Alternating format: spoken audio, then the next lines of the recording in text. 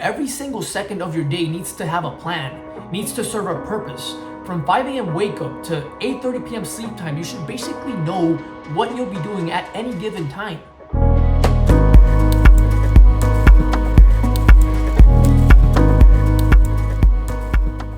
If you enjoy running, the solitude component and the mental benefits that it gives you, and the fact that it helps you stay lean, but you also enjoy the intensity of weightlifting and you want to continue building your physical strength and size, well, then I guess there's no other option than to do both. To physically train twice in the same day, even if it's something you've never considered in the past. If you want to maintain a sharp, calm, connected mind, well, then you're going to have to habitualize prayer and meditative activities. And if you aspire to build permanent financial stability, well, then you're going to have to find some time to work on that side project without it interfering with your school or full-time job. And if you want all of these things, a fit body, a calm mind, to learn a new language, to start a business, then be prepared to accept that the way that you operate will have to change drastically. The first part that have to change is your routine. It will need to be impeccable. There is no more Game of Thrones or Fortnite after you're done working, because you're not done working. You're never done working.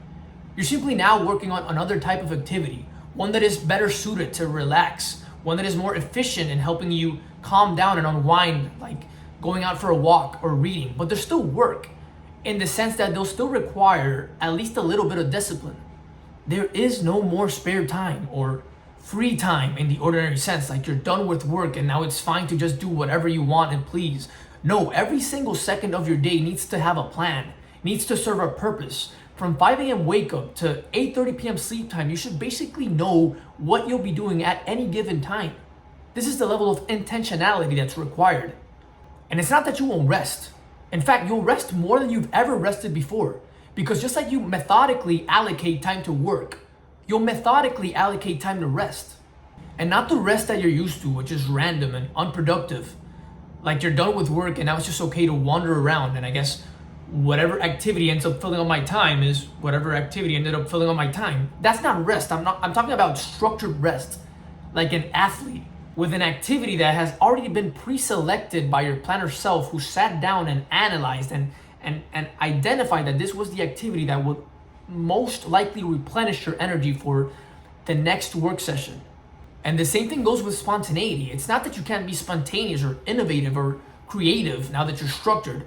Quite the opposite. It's that now you'll literally carve the time to be spontaneous and innovative and creative.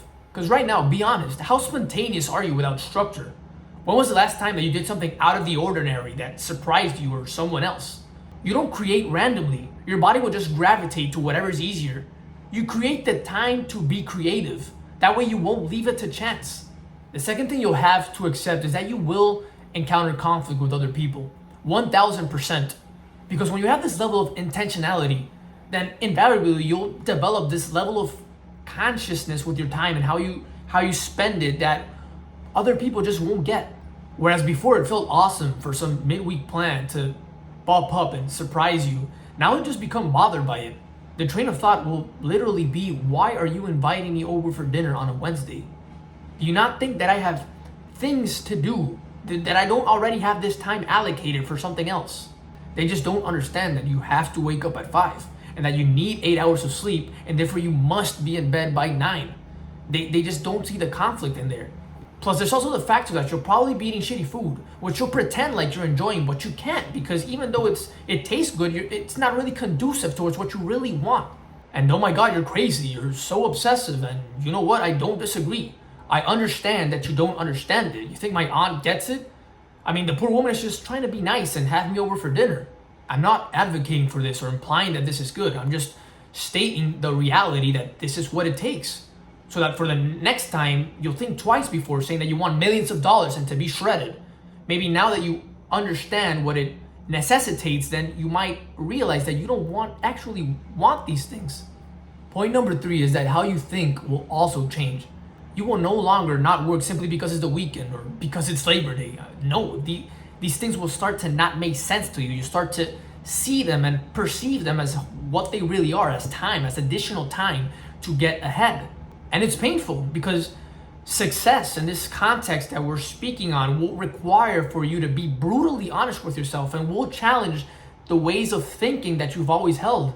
You will slowly have to get comfortable with the idea of accepting a Friday as just another day, one where you won't go out and drink just because that's the way you've always done things in the past and you've never not done this. And after finally being okay with not going out on a Friday, which takes time, the next step is that not only will you not go out on a Friday, but you won't stay up until 1 a.m. watching movies simply because it's a step up, it's an improvement from going out.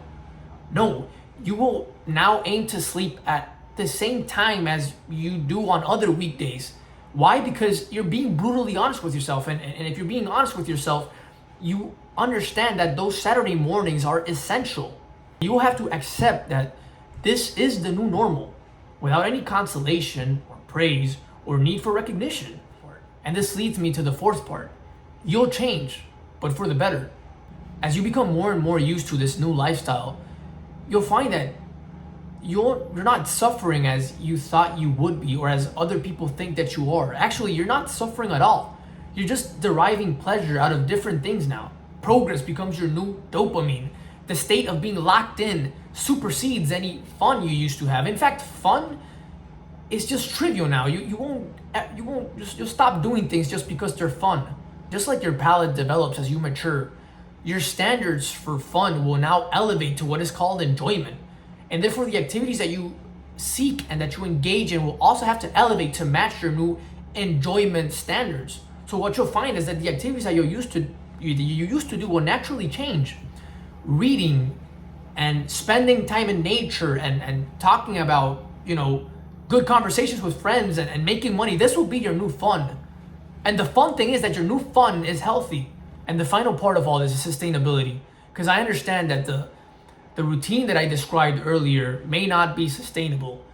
But just because something is not sustainable doesn't mean that there's not a time and place for it. In fact, it's precisely because it's not unsustainable that you want to be doing this type of phase now, while you can handle an operation that's unsustainable. Because down the line, in the future, hopefully, you will have a wife and kids and more responsibility. So now is not the time to be operating sustainably. Then is. You need to build the empire first. You need to develop the systems that would allow it to flourish on its own and while you can. And only then will you be able to trim back a little.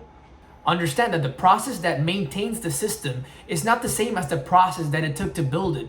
I'm only currently training 2 or 3 times a week. I don't count calories and I don't use supplements. Now, do you think I would recommend this way of operating to someone who just started at the gym?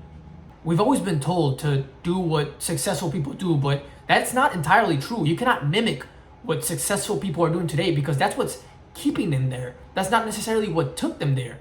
If you look at what took them there, assuming we go with the same gym example, you will probably find that they were training 5, 6, 7 times a week, counting every single calorie. In other words, an ugly ass, obsessive, unsustainable phase that has now allowed them the right to operate sustainably. Again, I'm not discrediting sustainability, but I do have to hand it over to the power of intentionality and having your structure and your rigidity. Because in hindsight, it's during these phases that I've seen the most amount of growth. It's these phases that I have to mostly thank for what I consider to be my greatest successes to this point.